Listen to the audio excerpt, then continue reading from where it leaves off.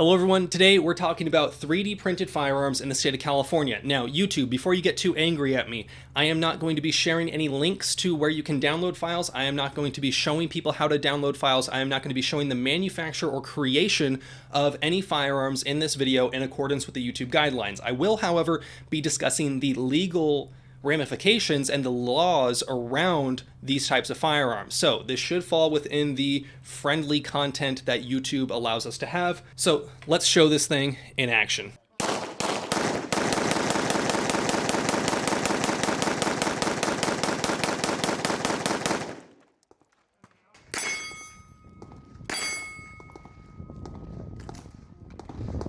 Now, you saw in that video that I was able to successfully rapid fire and dump a ton of rounds through this gun. All in all, I've probably put around 500 rounds of ammunition through various uppers on this lower receiver, which I legally, now I'm putting that in air quotes, printed in the state of California. Now, keep in mind, I'm not a lawyer. This is not legal advice. I am just discussing what I did. Now, some other people have also done this as well. Would I recommend you do this yourself? That's going to be something that you have to decide on your own after doing your own research, which I will provide some information that you might want to be aware of if this is something you're going to be doing for yourself. So, 3D printed guns in the state of California, what's the deal with them? Now, before we get going, I do want to say a big thank you to the sponsor of today's video. Now, this is something that might come as a surprise to you, but I have been focused a lot lately on my physical fitness and physical health. Throughout the last year during the pandemic, during the first 8 months, I got to a point in life where I was not really happy with my body, and I started to do a lot more research, put a lot more time and effort into fitness and physical activity.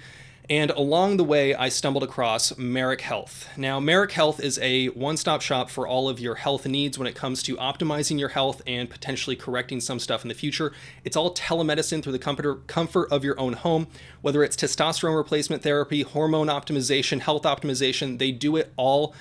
They have helped me with a whole lot, and I'm not even on TRT. They helped me identify some things in my life that I can do to improve and some foods and supplements that I should be taking to help optimize my way of being. And I think the biggest endorsement that I can give is that with their help, I have achieved a state where I no longer notice my body throughout the day. And for those of you that deal with underlying health conditions and potential issues when it comes to chronic illnesses or just general lack of well-being, I think you might understand how awesome that is for me. Being able to go through life and just feeling good, because medicine in today's world is all focused on what is wrong, are you dying, let's make you not die, but we don't really care about you. There's no personal touch. And with Marek, I've had nothing but excellent care. It's all comfortable, easy to do, telemedicine. You go to a lab center to get your blood drawn if need be. And I've had nothing but great experiences with Marek Health. I highly recommend you take a look at the link down in the description and in the pinned comment to get a consultation with a doctor. Changed my life completely. Thank you, Marek Health. Okay, so getting back into it, let's talk about 3D printed guns in the state of California. There are a few issues with firearms and creating firearms in the state of California. When it comes to creating any firearm in the state of California, you're going to have to be aware that in order to legally build any gun in the state of California, you have to first apply for a serial number with the Department of Justice. Now, what does that mean? Well, it means you have to go online to the CFAR's website, California Firearms and Records System, I believe is the name of the website. I'll have a link to that down in the description as well. You go on that website, you fill out some personal information, you fill out the type of firearm you're trying to build, and then the state will give you a serial number after you pay the fees. You have a short period of time to actually create that firearm and apply that serial number and identifying information onto the gun. Here's the big problem.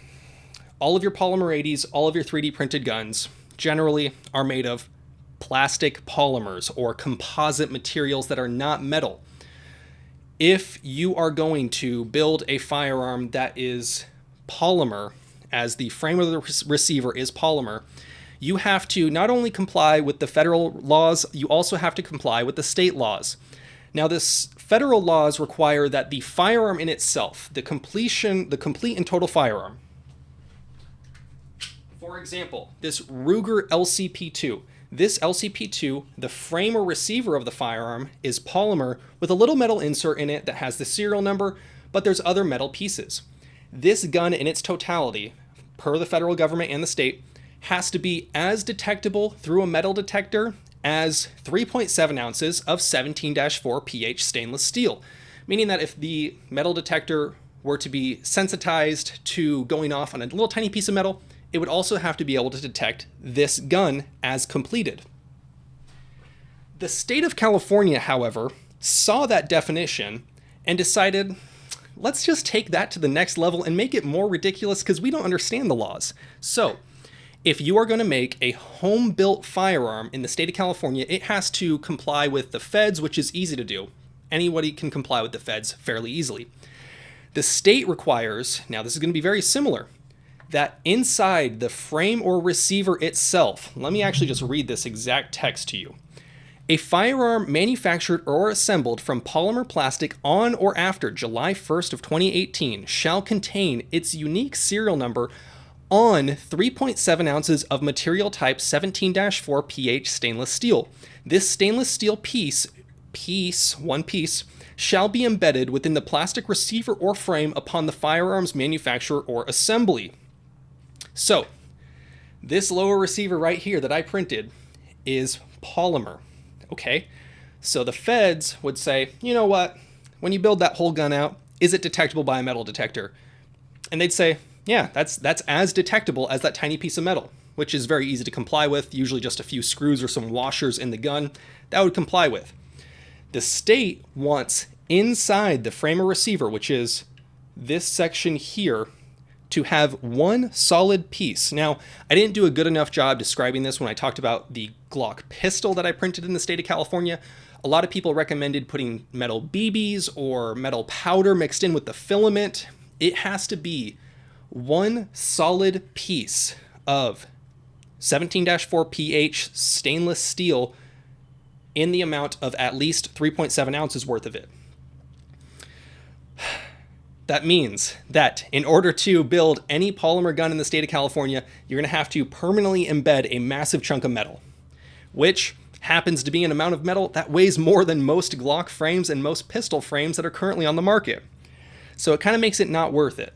Now, we've seen people create the CAG-19, which was the 3D printed Glock rifle in the state of California. I've printed a 3D printed bolt-action pistol, and now we've got the 3D printed AR15 in the state of California. So it's not impossible, but, you know, like many people that have polymer 80s, the polymer 80 frames, they come to the conclusion that there is no way for them to build them legally. And if you want to do a 3D printed firearm legally in the state of California, which I don't know why you would want to do that, because the whole point of 3D printing is to, I mean, you know, right? Yeah. So, would I recommend you do this? No, probably not. I don't think this is worth it. I have not been visited by the DOJ or the ATF yet.